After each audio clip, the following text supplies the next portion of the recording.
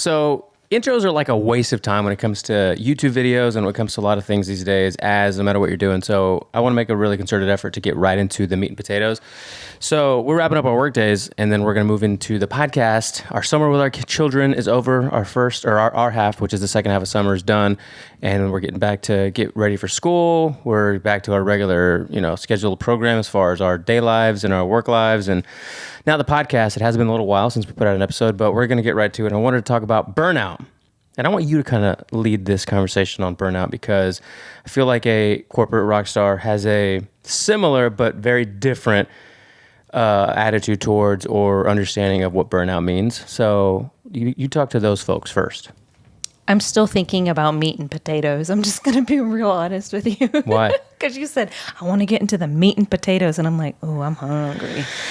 And that's why we're going to maybe, work on the schedule a little bit better. So it's not after it's fine. But office it was just hours. funny you said meat and potatoes. And it's a term that I use quite often, actually, on my corporate calls. Yeah? Yeah, guys, when you keep it, whatever. And I just really want to dig into the meat and potatoes. So what that means is blah, blah, blah, blah, blah, blah, blah. Okay. I mean, it just, people understand that, right? When you say meat and potatoes. So, let's talk about burnout. Burnout and what that looks like for me, and what that looks like for you as an entrepreneur. So I really like that we come from two different genres of work and means of that. And a lot of people who are listening have said, they really appreciate, the diversity that we have between the two of us when it comes to corporate and entrepreneurship and how we make it work. So for me, burnout has been real over the last, little bit of 2023.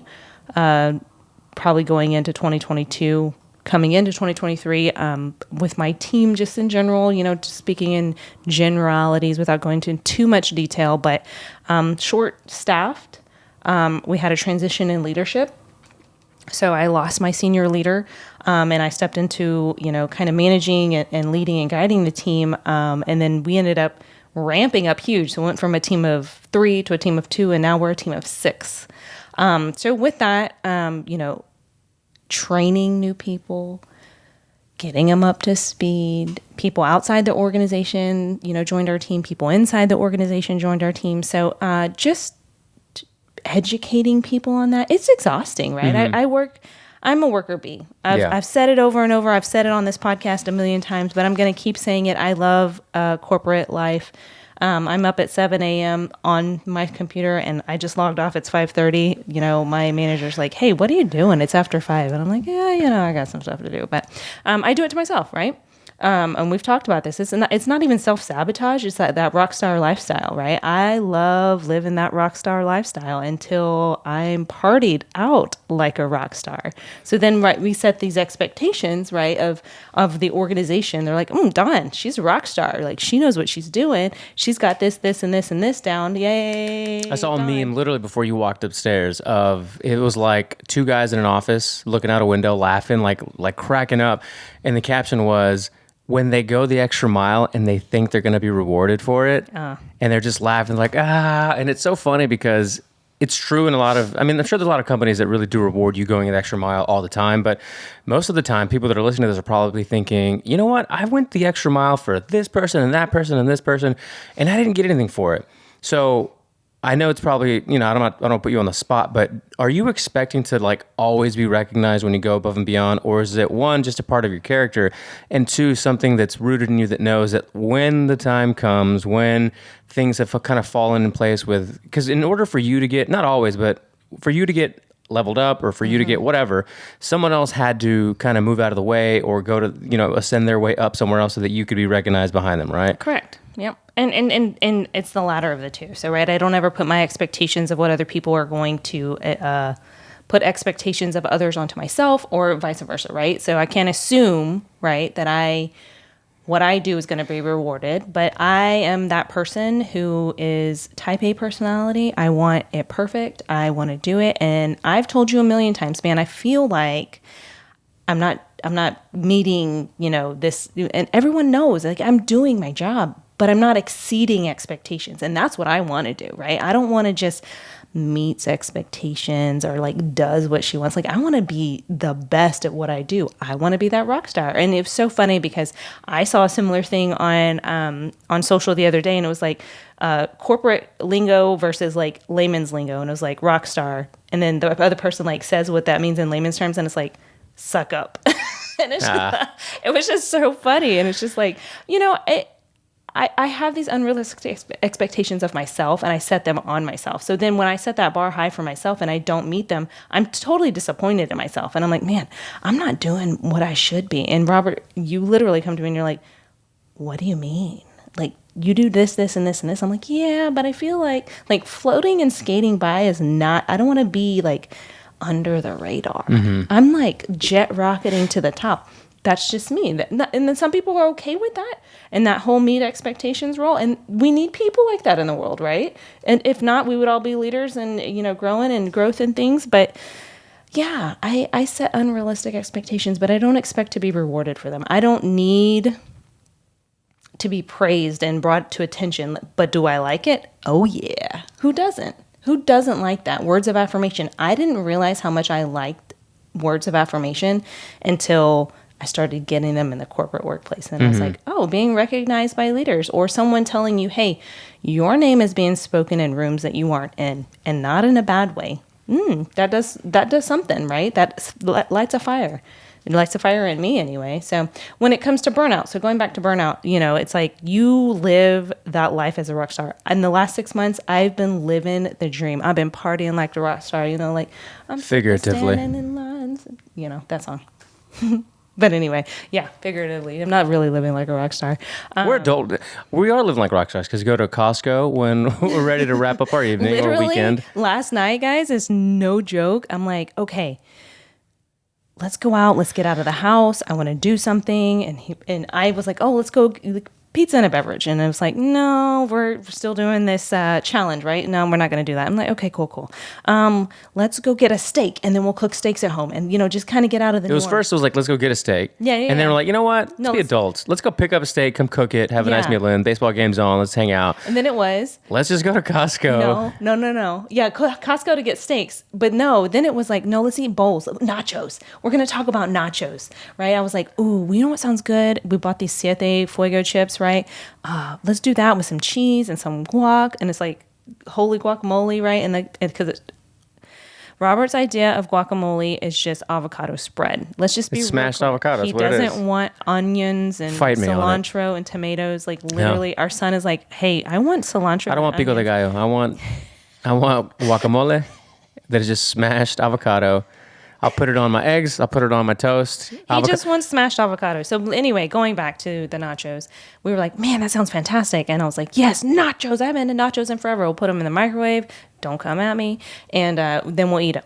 And then we're like, wait, the chips are going to get soggy. So then we go back and we're like, okay, we'll make the bowl and the chicken and the cheese. And we ended up just making the lunch that we make every day. It was just like, wait, it's just kind of like nachos inversed. We just sprinkled up crumbs instead of having the meat on. It was the silliest thing, but we were like, oh, we're living like rock stars. And then after that, we were like, okay, we've had our meal. We don't need to go anywhere. What are we going to go walk around and do? And we're like, Costco. Let's get some steps in. Let's walk, digest our food. So living like that is living like a rock star in your 30s. Yeah. Late 30s, early 30s, whatever. Who's keeping track? But so back to the burnout topic. Yep. I'll talk about it from my end, and then maybe you tell me if there's some similarities, because when you're doing things for yourself, but let's just say that you're an entrepreneur and you're doing client services, and you have this client and that client, and maybe a third and fourth, or however many.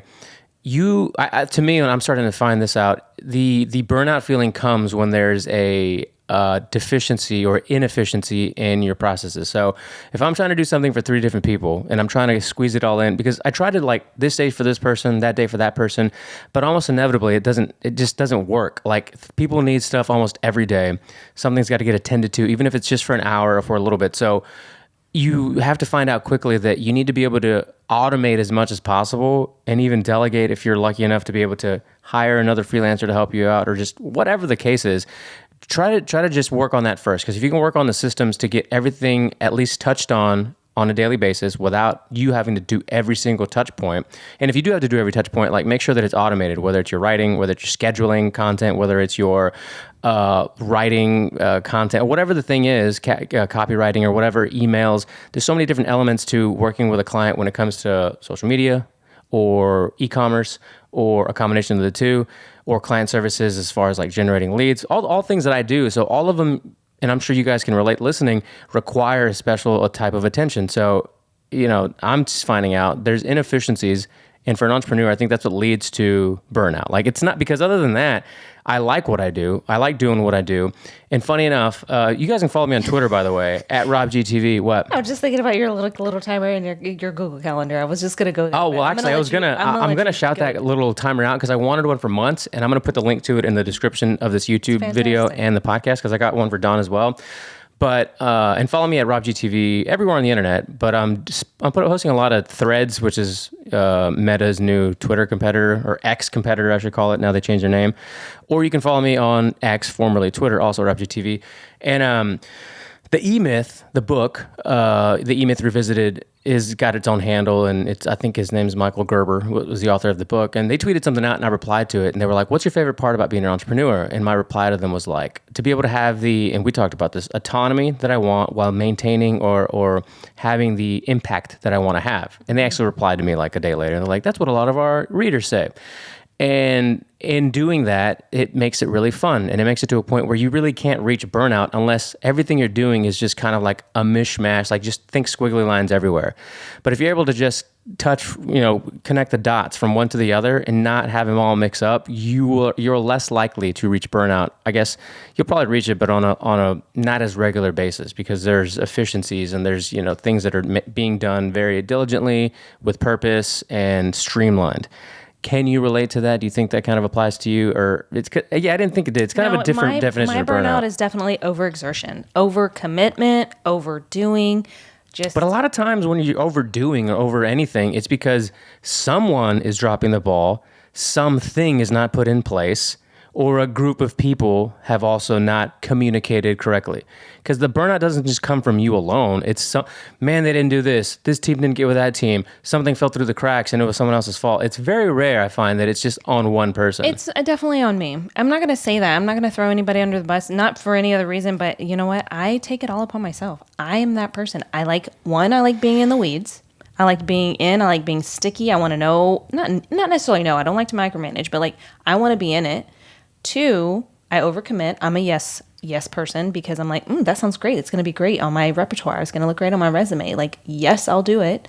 And I should say no more often. That's another good one to come out of it. But it's on me. I have the capacity to say, no, I can't take that on. Nope, not going to do it. I have the capacity to say, nope, it's not in my wheelhouse. I don't have room in my pipeline to fulfill these things, right? I have the ability to say, nope, hard boundary, not going to do it, and feel okay doing it. And I don't. I just take it all on, and then it just sits there, and then I burn myself out. Yeah, it's not good. It's not good. And also, I don't know if that's always the case. Self-deprecating. I do it to myself. Yeah, but I think it's at most points. You're trying to take it all on, but I think at most points, it's not just you that's creating the burnout. It's other people not carrying their weight as well. You work in literally teams. That's the whole idea. You're supposed to have other people carrying water as well. And to go back to my point where it's new hires, they just can't do. And at one point I was like, you gotta do. New hires kick them out of the nest and let them fly and let them, and when I was coming on board where I'm at now, one of the senior directors during my interview was like, hey, you're going to come in and you're going to be like a baby. You're going to have to be swaddled and fed and things like that. Talk about the training. And then you're going to get, comfortable and you're going to be, walking and toddling. And we're going to be there holding your finger along the way. And then you're going to start running. And yeah, you're going to trip and you're going to fall, but we're going to be right behind you, kind of. And that's the thing. When you're in a role where you are training or mentoring or leading, you have to let go. And that's where I have a hard problem because it's I know if I'm doing it, it's done right. But it's also done right my way. It's hard. It's so funny because I've been having to overcome that for a while now. Can you repeat? Do you remember what you said? Can you repeat it? Like, it's done right because it's done my way or whatever. Yeah, and I have to reframe that. I mean, I have to reframe that in like my daily life. Exactly. Like loading the dishwasher. Anything. Folding towels. Like, do you know what's painful is watching our children do laundry? But do you know what I let them do? Laundry. Because you know what? It's good. That is you know so what else funny. is very painful What? for me? You loading the dishwasher. Sir, you are a horrible dishwasher loader. Do the But you know dishes what? get done? And that's what I was going to say. The dishes are still clean at the end of the day, but man, it gives me a little bit of anxiety.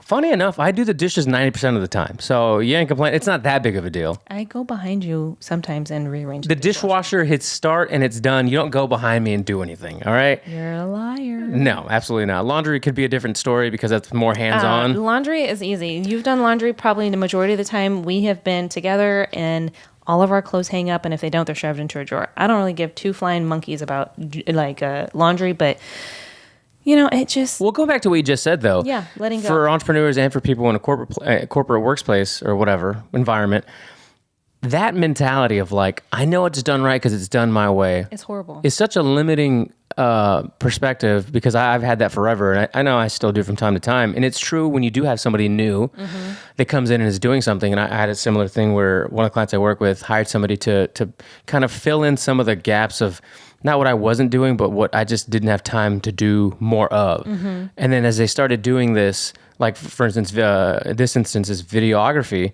it was like, oh, it's not bad. But man, like, here's a text, suggestion, or here's an email, like suggestion or a tip, or how about you do this? And I'm like, this isn't my thing anymore. Now I'm kind of just wasting time, like trying to tell this person to do it. Instead, just let this person find their footing and then get to it. And within less than a month, probably like 3 weeks or so, they were knocking it out of the park, doing great stuff. Exactly. I could have kept that mentality of like, no, they're not going to do it like me. Like, I know the message and the way, I know the angle, I know the whatever that we want to get across. Like, let me just keep doing it. But the inefficiency of me keeping that on my plate among the other 12 things, I'm like, nope, let's just go ahead, and that's everywhere. But from a leadership perspective, it doesn't allow that other person to grow. Not just, yes, totally grow. From my perspective, right? It dissonate. Wow. It's a disadvantage for me because I'm keeping it on my plate and now I'm more stressed and I have all of that. But it's also from a leadership perspective, they're not allowed to grow. They're not allowed to learn and dive and find the ways. They're not allowed to find their footing and find their pace, right? In this case, we're talking about new hires, right? So same. No. You're talking about like they can't grow or whatever. Like I'm not worried about a new hire. This is me. This is different, right? I'm not worried about anybody's new hire because sometimes the people I work with will have suggestions of like, hey, like check out this person, or maybe in this case, I actually sat in on this interview as well, and then afterwards, like, hey, do you think that they have the skills, or do you think they have the attitude, or do you think they have the thing that we need? I'm like, yeah, or no, or whatever. But I'm not really concerned about them like growing when they're starting. I'm worried about what's getting taken off of my plate or our plate, we'll say the business owner and myself, so that we can use that time. If it takes this person a month to get their footing, right. I don't care if they get their footing or not in a month. What did we accomplish in a month of not having to do the things that this person's now doing? Did we conduct more interviews? Did we scale productivity somewhere else? Like that's way more important than this new hire getting their footing. Some might take a month, some might take 2 or 3 months, right? Like a full 90 days. Right, and that's the difference between like an entrepreneurship and like your team versus like my team. My team is very team, you know what I mean? Like we call ourselves still Team 6, right? But it's a different. How dare you? Yeah, no, it's different, right? It's totally different. Is that your team's name, your group name? I showed you. No, you didn't. I showed you the picture that I made. I saw the picture, that's right. Yeah. That is definitely our team name, Still Team 6. Incredible. Yeah, we are incredible. We are fantastic. We're the Avengers. We're the Revengers.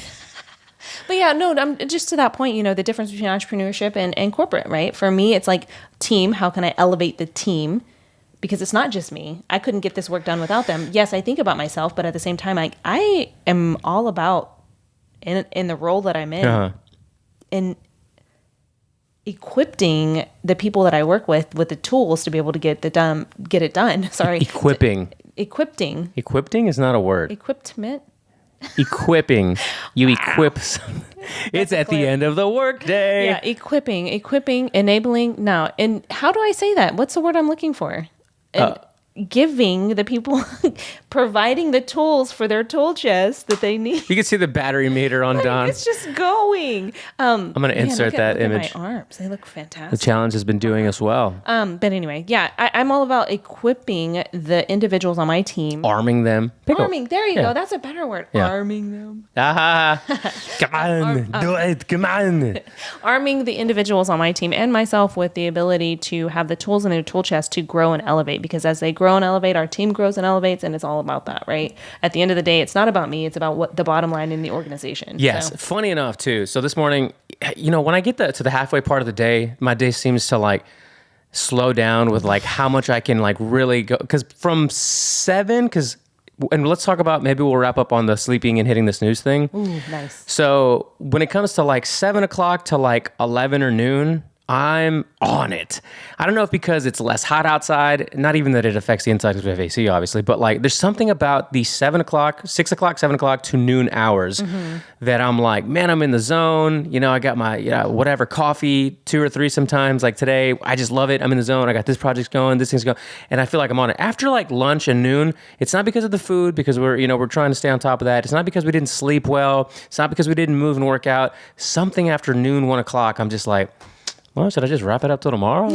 And that's opposite for me. Is it? Yeah. Oh, like no. I'm firing in all synapses, usually early in the day. Like I'm pretty good, but I'm in meetings all day. In the afternoon time, I can like, that was your point? The meetings was my point, because so early this morning, I started my day with 2 podcasts, zooming in with someone, and we were talking about their relative or something that's also a corporate rock star.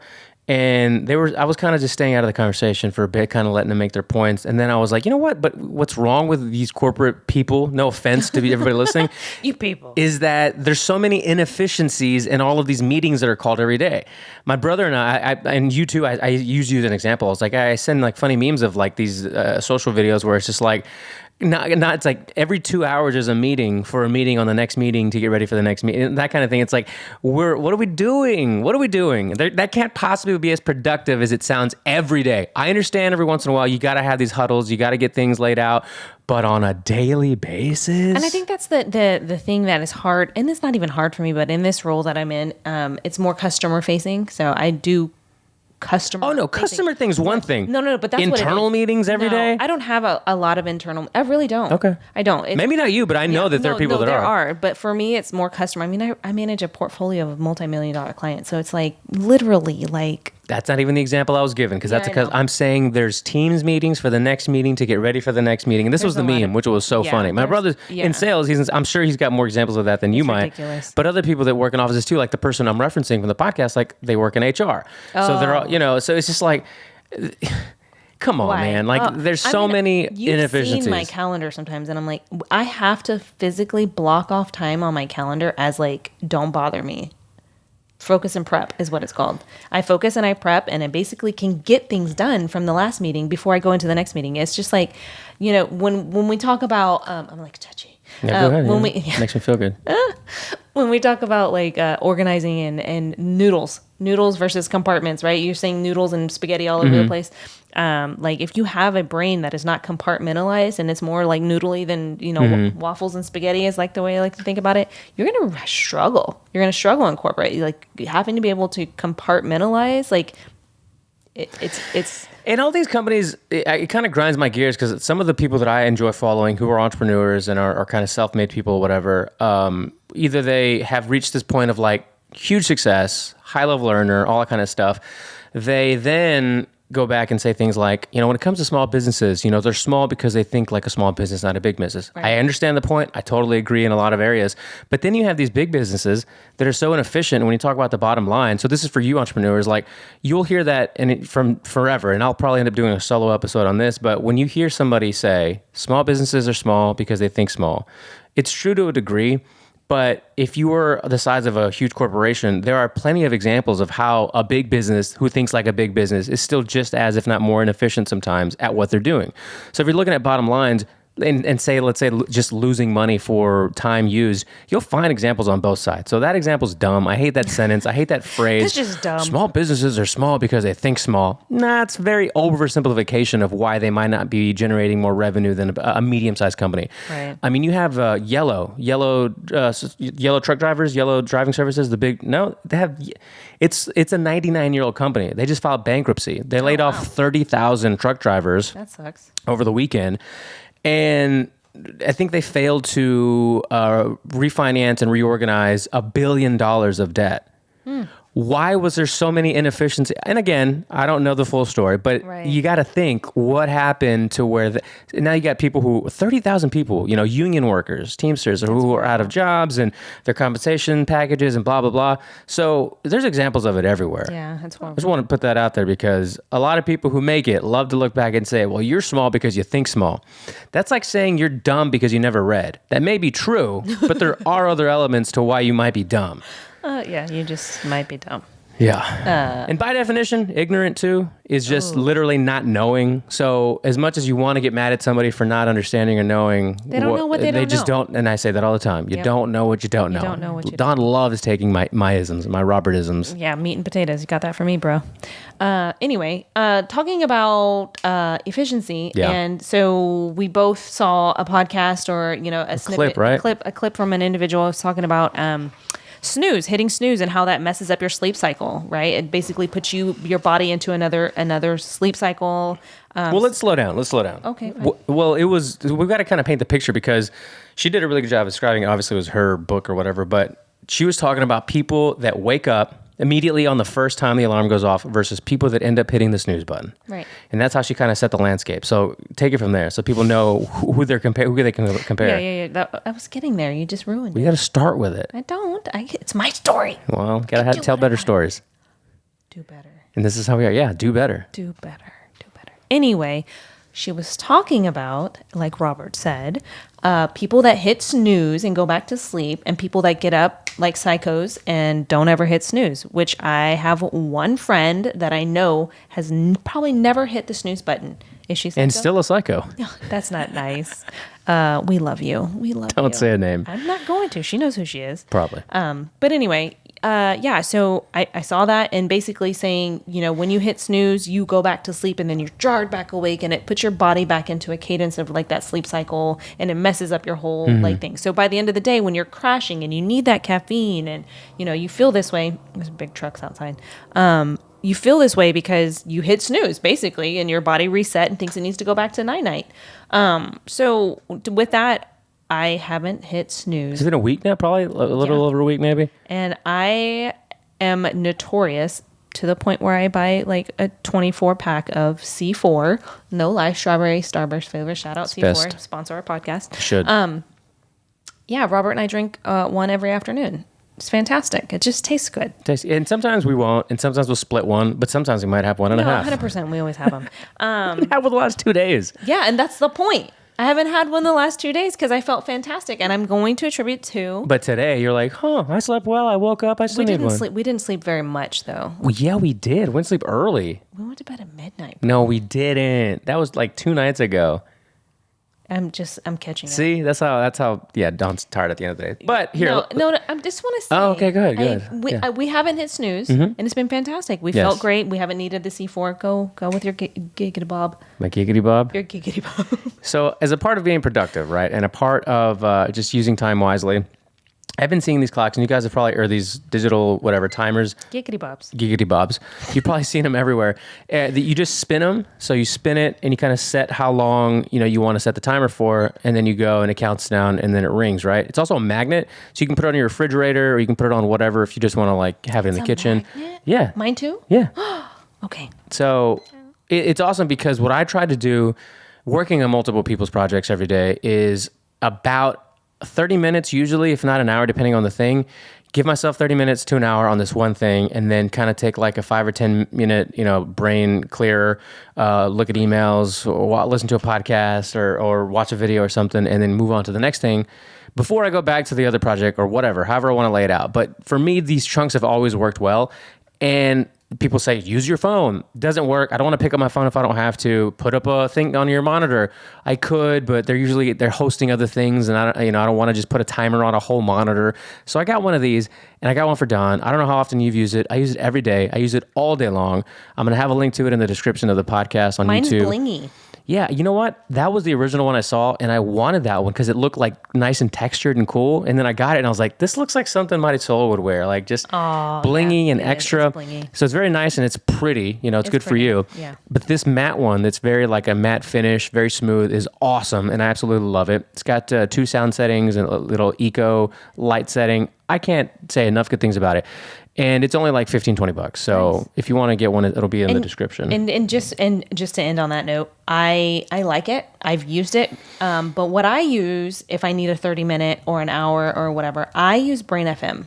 So I know you actually introduced me to Brain FM. Guys, if you don't know what it is, it's binaural beats. Basically, you put it on, you have to have both headphones in, and it like stimulates and like helps you focus or relax or whatever setting that you choose. So when I'm trying to get in deep focus, I'll put it on, and at the end of 30 minutes, it goes off. And I'm like, oh, crap, it's been 30 minutes. I know. So I like that one too, because now I have like a reinforcer. So it's kind of cool. That's nice. Yeah. I no longer have the Brain FM app. Oh man, it's fantastic. It is good.